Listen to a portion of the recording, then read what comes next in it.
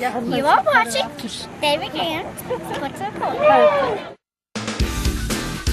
First-rate service, quick response time, and special care. Don't trust just anyone. You do have a choice when it comes to ambulance service in this area. And if I were you, I would choose Vital Care Ambulance Service. Call on us at Vital Care. We accept most major insurance. Sometimes the decisions you make mean life or death. Make Vital Care your choice. Your life could depend on it. Is Ethan Miller with 3 running backs in front of him, and it's Ethan Miller. Untouched. Direct snap, untouched, touchdown, Rainbow Ford touchdown for Campbell County, and there goes the record. There goes. Our Cougars travel to Halls to play the lowly Red Devils, who have struggled for a couple of years. A mirror image of the Dragons of Clinton. And you know what we done against Clinton. Halls got the ball first and scored, and I was thinking, oh no, not again. Not another Clinton game. But our Cougars quickly woke up and scored as Ethan Jeffers hit Bo Ferris for a score. He did it again, hitting Trey Torres.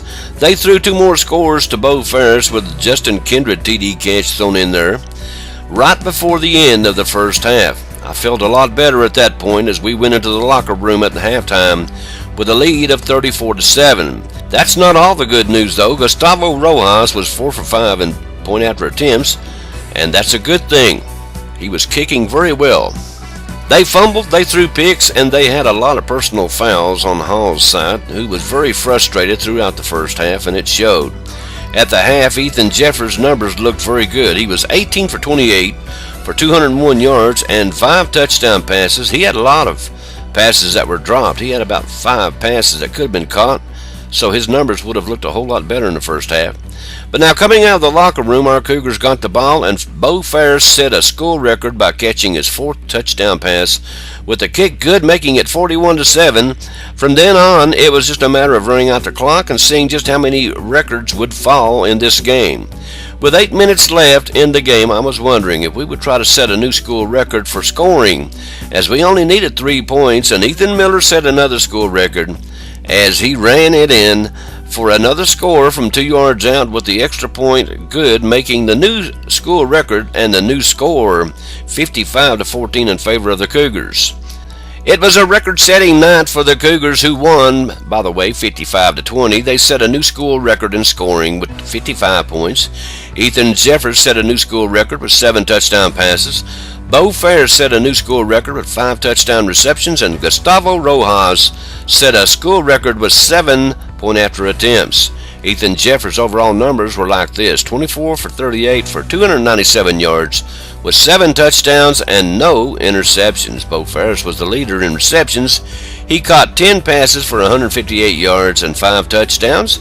And as we said, Gustavo Rojas was 7 for 8 in point-after attempts. I bet his right leg was tired after that game. Now they get ready for Oak Ridge next Friday night for the final game of the season, but to be honest, Oak Ridge had better be ready for the Cougars. Jellicoe won its game at Oakdale 42-6 this past Friday night. You know, it would have been very easy for those young men up there to give up on Brad Lawson and wait for basketball season to hit, but they didn't. They hung in there, and now they go on the road next Friday to Oneida, and we wish Brad Lawson and the Big Blue nothing but the best. Now here's some other scores from around the district. Anderson County won a game they absolutely positively had to win over Hardin Valley. The winner of this game would have went into the playoffs, would have been eligible, I should say. And Anderson County won 25-20. Oak Ridge beat down Clinton bad 53-7. Powell beat Knox Central 20-0, and Carnes had a bye. Cumberland Gap squeaked one out at Scott County, winning 14-13. Saturday. If you think our lunch specials at the diner are great, then you ought to come in Saturday morning and enjoy their breakfast from 7 to 11. That's right, the same great quality they put into every Sunday lunch, they also put in their breakfast. So come in this Saturday and see what I mean. The diner on Jacksboro Pike, now serving breakfast every Saturday. From 7 to 11 a.m. That's only at the diner on Jacksboro Pike. Call in or carry out today. Thanks for watching my papa on WLAS. The Campbell County Youth Basketball will have sign-ups this Saturday at the former Recreation Gym from 9 to 2 p.m. For more information, you can call the Rec Center at 423-562-9424. Sheriff Robbie Goins is going to be hosting that golf tournament this Wednesday. It's October the 24th at the Greens at Deerfield. And if you want more information on that, call the Sheriff's office at 423-562-7446. Soccer was played at Ken Snodderly Field this past Saturday. It was cold up there, but the little kiddies showed up. Now they're working their way to the tournaments. The congregation of Pleasant Grove Baptist Church had a benefit volleyball tournament this past Saturday at the Rec Center Gym to raise money for a member of their congregation who was diagnosed with cancer. He's in the early stages. They had 6 teams who gladly paid $100 per team to help out, which, if you know like I know, $600 for doctor bills and all medical bills is just a drop in the bucket. But it was great to see the community come together for a neighbor. And according to Nathan Asher, while we were there, we found out they're trying to form a co-ed volleyball league, and that's going to start up November the 10th. And for more information on that, if you know Nathan Asher, you can give him a call. And all the games will be played Saturday evenings at the Rec Center Gym, and we'll have more information as it becomes available.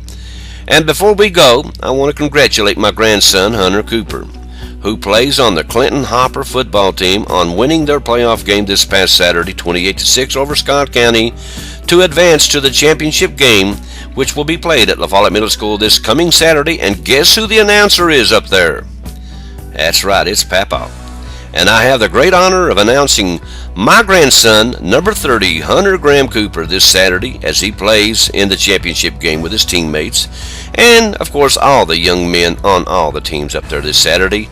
And I'm so very, very thankful for that. Okay, that's all the local sports we have for you today. I thank you so much for being with us. Hey, go see our sponsors, won't you? You guys stay tuned. There's a whole lot more to come right here on the WLF Sports Network.